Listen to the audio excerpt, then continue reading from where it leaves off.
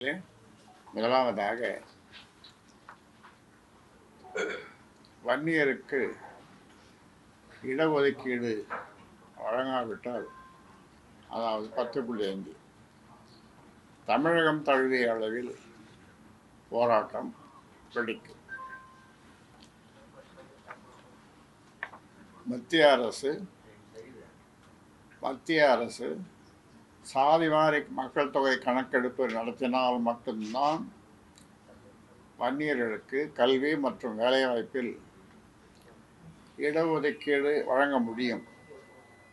இல்லாவிட்டால் இடஒதுக்கீடு வழங்க முடியாது என்று முதலமைச்சர் மு.க.ஸ்டாலின் கூறியிருக்கிறார். வன்னியர்களுக்கு இடஒதுக்கீடு வழங்கக்கூடாது என்று முடிவெடுத்து அதற்கு காரணமாக சாதிவாரி மக்கள் தொகை கணக்கெடுப்பை கூறுகிறார்கள். வன்னியர்களின் வாக்குகளை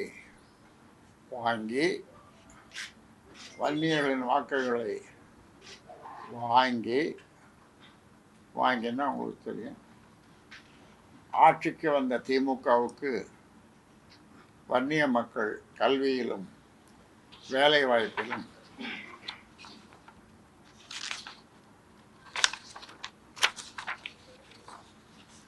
பிரதிநிதித்துவம் பெறுவது பிடிக்கவில்லை. அவர்கள் சமூக படிநிலையின்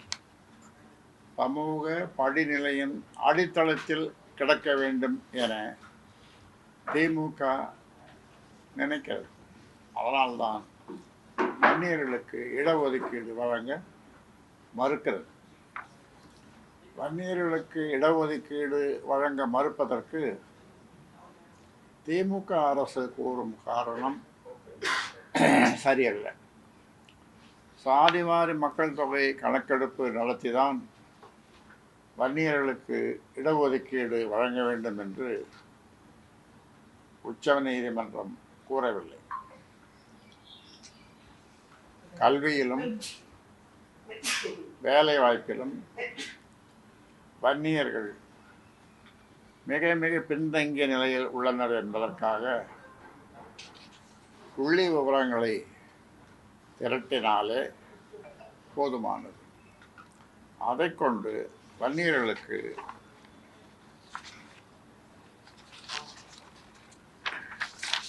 இடஒதுக்கீடு வழங்கலாம் என்றுதான் உச்சநீதிமன்றம் தீர்ப்பளித்துள்ளது. அதை உணர்ந்து வன்னியர் இடஒதுக்கீட்டை அரசு உடனே வழங்க வேண்டும். இரண்டாவது, இடஒதுக்கீடு வழங்க மறுத்தால் போராட்டம். இல்லாத காரணங்களை கூறி வன்னியர்களுக்கான இடஒதுக்கீட்டை திமுக அரசு மறுத்தால் அதை பாட்டாளி மக்கள் கட்சியும் வன்னியர் சங்கமும் கைகட்டி வாய் மூடி ஏற்றுக்கொள்ளாது. தமிழகத்தின் சமூக படிநிலையில் மிக மிக பின்தங்கிய நிலையில் வன்னிய சமூகம் உள்ளது. அந்த சமுதாயம் முன்னேறுவதற்கு இடஒதுக்கீடு மிகவும் அவசியம். அதை வென்றெடுக்க எந்த வகையான தியாகத்திற்கும் தயாராகவே உள்ளோம். 1980ஆம் ஆண்டில் ஒரு சாதாரண மருத்துவராக இருந்த நான் தமிழகம் முழுவதும் சென்று மக்களை திரட்டி மாபெரும் போராட்டங்களை நடத்தினேன். இப்போது வலிமையான கட்டமைப்புடன் உள்ளோம். வன்னியர் இடஒதுக்கீட்டை வழங்க மறுத்தால் மாநிலம் தழுவிய அளவில் போராட்டம் நடத்துவோம். எந்த வடிவத்திலான போராட்டத்தை நடத்துவது, எங்கெங்கு நடத்துவது என்பது குறித்தெல்லாம் பாட்டாளி மக்கள் கட்சி, வன்னியர் சங்கம் ஆகியவற்றின் நிர்வாகிகள் கூடி முடிவெடுப்பார்கள். வன்னியர் உட்பட ஒதுக்கீடு குறித்த போராட்டம் குறித்த அறிவிப்பு வன்னியர் உள் இடஒதுக்கீடு குறித்த வன்னியர் உள் இடஒதுக்கீடு குறித்த போராட்டம் குறித்த அறிவிப்பு வெகு விரைவில் வெளியிடப்படும். 10.5 விழுக்காடு இடஒதுக்கீட்டால் வன்னியர்களுக்கு பாதிப்பு இல்லை.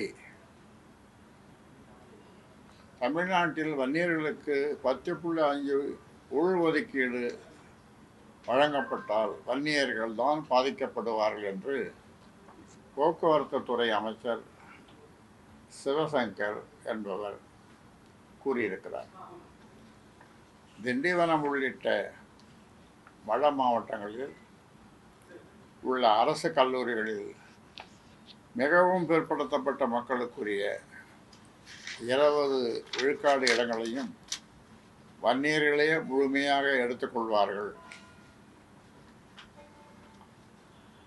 ஆனால் 10.5 விழுக்காடு இடஒதுக்கீடு வந்தால் 10% இடங்கள் மட்டும்தான் கிடைக்கும் என்று விளக்கம் அளித்திருக்கிறார்.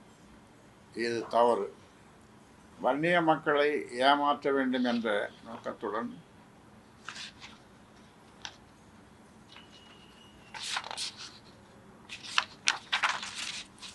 இப்படி ஒரு பொய்யான தகவலை சட்டப்பேரவையில் அவர் கூறியிருக்கிறார். தமிழ்நாட்டில் வன்னியர்களுக்கான 10.5 இடஒதுக்கீட்டை செயல்படுத்துவதற்கான அரசாணை 26/7/2021 பிறப்பிக்கப்பட்டது. அதைத் தொடர்ந்து வன்னியர் உள் இடஒதுக்கீட்டை எவ்வாறு செயல்படுத்துவது என்பது குறித்து 2021 ஆகஸ்ட் மாதம் உயர்கல்வித்துறை சார்பில் சுற்றறிக்கை வெளியிடப்பட்டது. அதில் வன்னியர்கள் அதிகம் வாழும் பகுதிகளில் எம்பிசி மற்றும்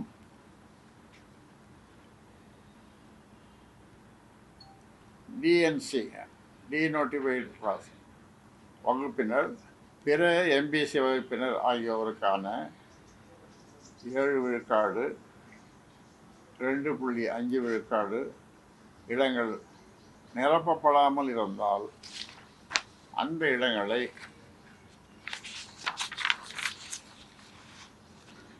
எம்பிசி வினா வன்னியர், வினா வன்னியர், எம்பிசி வி வகுப்பினரை கொண்டு நிரப்பலாம்.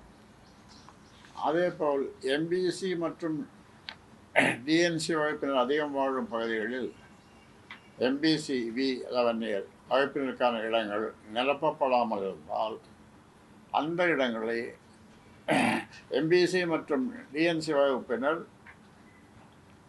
பிற எம்பிசி வகுப்பினர் ஆகியோரை கொண்டு நிரப்பலாம் என்று தெளிவாக கூறப்பட்டிருக்கிறது. அமைச்சர் சிவசங்கர் பிற்படுத்தப்பட்டோர் நலத்துறை அமைச்சராக இருந்தவர். தமிழ்நாட்டை பொறுத்தவரை அதுதான் சமூக நீதித்துறை. அதன் அமைச்சராக இருந்த சிவசங்கர் அனைத்து உண்மைகளையும் அறிந்து கொண்டு பேச வேண்டும். ஆனால் அரைகுறை தகவல்களை அளித்து நாட்டு மக்களையும் வன்னியர்களையும் ஏமாற்ற முயன்றுள்ளார்.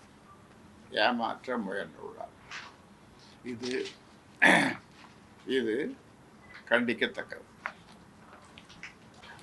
சாதிவாரி கணக்கெடுப்பு மாநில அரசு நடத்த வேண்டும். தமிழ்நாட்டில் சாதிவாரி மக்கள் தொகை கணக்கெடுப்பை மாநில அரசு நடத்த முடியாது, மத்திய அரசு தான் நடத்த வேண்டும் என்று முதலமைச்சர் மு.க.ஸ்டாலின் கூறியிருக்கிறார். அது தவறு. அப்படி அவர் கூறியிருப்பது தவறு. 2008ஆம் ஆண்டில் 2008ஆம் ஆண்டில் புள்ளி விவரங்கள் சேகரிப்பு சட்டத்தின்படி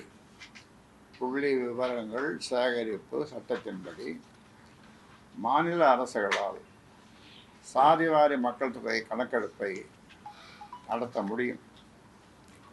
இந்த சட்டத்தின் 2வது அத்தியாயத்தில் 3வது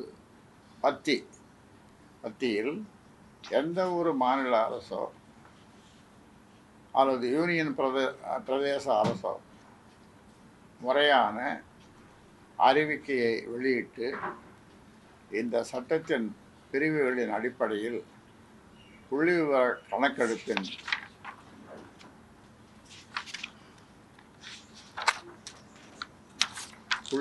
கணக்கெடுப்பின் மூலம் பொருளாதார, மக்கள் தொகை, சமூக, அறிவியல், சுற்றுச்சூழல் குறித்த விவரங்களை திரட்ட முடியும் என்று தெளிவாக கூறப்பட்டது. பீகார், கர்நாடகம், ஆந்திரம், தெலுங்கானா, ஒடிஷா, ஜார்க்கண்ட் ஆகிய மாநிலங்கள் இந்த சட்டத்தை பின்பற்றி தான் சாதிவாரி மக்கள் தொகை கணக்கெடுப்பை நடத்தி இருக்கிறது. பீகார் மாநிலத்தில் இந்த சட்டத்தை பயன்படுத்தி நடத்தப்பட்ட சாதிவாரி மக்கள் தொகை கணக்கெடுப்பு செல்லும் என்று அம்மாநில உயர்நீதிமன்றம் தீர்ப்பளித்திருக்கிறது. அதற்கு தடை விதிக்க முடியாது என்று உச்ச நீதிமன்றமும் மறுத்துவிட்டது. எனவே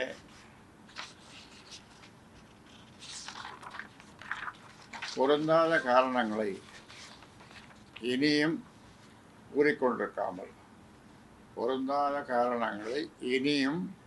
கூறிக்கொண்டிருக்காமல் தமிழக அரசு சாதிவாரி மக்கள் தொகை கணக்கெடுப்பை நடத்த நடவடிக்கை எடுக்க வேண்டும் என்று முதலமைச்சரை கேட்டுக்கொள்கிறேன். அமைச்சர் ஸ்டாலின் அமைச்சர் சிவசங்கர் மீது உரிமை மீறல் பிரச்சனை. முதலமைச்சர் ஸ்டாலின் அமைச்சர் சிவசங்கர் மீது உரிமை மீறல் பிரச்சனை. தமிழ்நாடு சட்டப்பேரவையில் கடந்த 24ஆம் தேதி வன்னியர் இடஒதுக்கீடு குறித்து பாட்டாளி மக்கள் கட்சி சட்டப்பேரவை கட்சி தலைவர் ஜே.கே. மணி பேசிய போது குறுக்கிட்டு விளக்கம் அளித்த முதலமைச்சர் மு.க.ஸ்டாலின் அவர்கள் பீகார் மாநிலத்தில் இதுபோன்ற கணக்கெடுப்பு நடத்தப்பட்டு அது நீதிமன்றத்தால் ரத்து செய்யப்பட்டிருக்கிறது. அதை இந்த நேரத்தில் மாண்புமிகு உறுப்பினர் அவர்களுக்கு நினைவுபடுத்த விரும்புகிறேன் என்று கூறினார். இது தவறு. பீகார் மாநிலத்தில் நடத்தப்பட்ட சாதிவாரி கணக்கெடுப்பை எந்த நீதிமன்றமும் ரத்து செய்யவில்லை. முதலமைச்சர் என்ற உயர் பொறுப்பில் உள்ள மு.க.ஸ்டாலின் அவர்கள் தவறான தகவல்களை அவைக்கு அளித்து உறுப்பினர்களை திசை திருப்ப முயன்றது மிகவும் தவறு. அதேபோல் அமைச்சர் சிவசங்கர் அவர்களும் வன்னியர் இடஒதுக்கீடு குறித்த தவறான தகவல்களை அவைக்கு அளித்துள்ளார். முதலமைச்சர் மு.க.ஸ்டாலின் அவர்களும் அமைச்சர் சிவசங்கர் அவர்களும் அவையை தவறாக வழிநடத்த முயன்றுள்ளனர். இது அவையின் உரிமையை மீறிய செயலாகும். இதற்கான முதலமைச்சர் ஸ்டாலின் அவர்கள் மீதும் அமைச்சர் சிவசங்கர் மீதும் உரிமை மீறல் பிரச்சனையை பாட்டாளி மக்கள் கட்சி உறுப்பினர்கள் விரைவில் கொண்டு வருவார்கள்.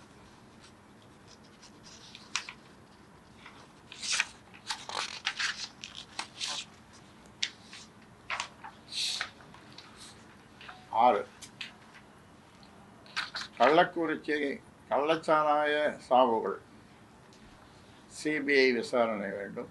தொடர்ந்து சொல்லிக் கொண்டிருக்கிறோம். கள்ளக்குறிச்சி கருணாபுரத்தில் நச்சு சாராயம் குடித்து உயிரிழந்தவர்களின் எண்ணிக்கை நாளுக்கு நாள் அதிகரித்து கொண்டே செல்கிறது. நேற்று ஒரே நாளில் மட்டும் 4 பேர் உயிரிழந்துள்ளனர். கள்ளச்சாராய வணிகர்களுக்கு அதிகாரத்தில் உயர்நிலையில் உள்ளவர்கள் சம்பந்தப்பட்டிருக்கிறார்கள் என்பதாலும் பிற மாநிலங்களில் இருந்து மெத்தனால் கடத்தி வரப்பட்டிருப்பதால் இது ஒன்றுக்கும் மேற்பட்ட மாநிலங்கள் சம்பந்தப்பட்ட வழக்கு என்பதாலும்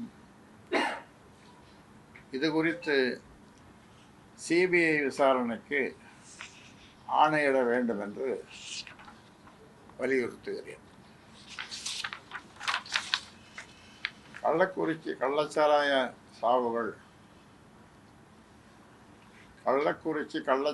சாவுகள் குறித்து சிபிஐ விசாரணைக்கு ஆணையிட வேண்டும் என்று கோரி பாட்டாளி மக்கள் கட்சி சார்பில் சென்னை உயர்நீதிமன்றத்தில் வழக்கு தொடரப்பட்டுள்ளது. அந்த வழக்கில் உயர்நீதிமன்றம் நல்ல தீர்ப்பு வழங்கும் என்று நம்புகிறோம். சட்டப்பேரவையில் ஜனநாயகம் தழைக்க வேண்டும். ஜனநாயகத்தின் 3 அங்கங்களில் முதன்மையானது சட்டப்பேரவை. ஆனால் தமிழ்நாட்டு சட்டப்பேரவையில் ஜனநாயகத்தின் குரல் வளை நெரிக்கப்படுகிறது. எதிர்க்கட்சி உறுப்பினர்களுக்கு பேச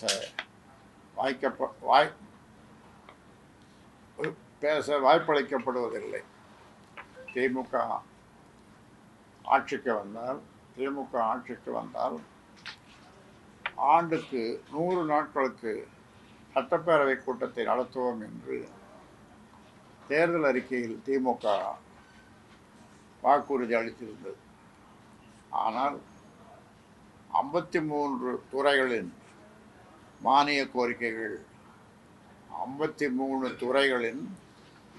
கோரிக்கைகள் மீதான விவாதத்தை வெறும் 9 நாட்களில் நடத்தி முடிக்க திட்டமிட்டிருக்கிறார்கள். இதனால் எந்த துறை குறித்தும் விளக்கமாக விவாதிக்க முடியவில்லை. இது ஜனநாயகத்துக்கு நல்லதல்ல. இந்த நிலையை மாற்றி பேரவை கூட்டத்தை ஆண்டுக்கு 100 நாட்களுக்கு நடத்த வேண்டும். இன்னொன்று, சட்டப்பேரவை நிகழ்ச்சிகள் அனைத்தும் நேரடி ஒளிபரப்பு செய்யப்படும் என்ற வாக்குறுதியும் இன்னும் நிறைவேற்றப்படவில்லை. அடுத்த கூட்டத்தொடரில் இருந்தாவது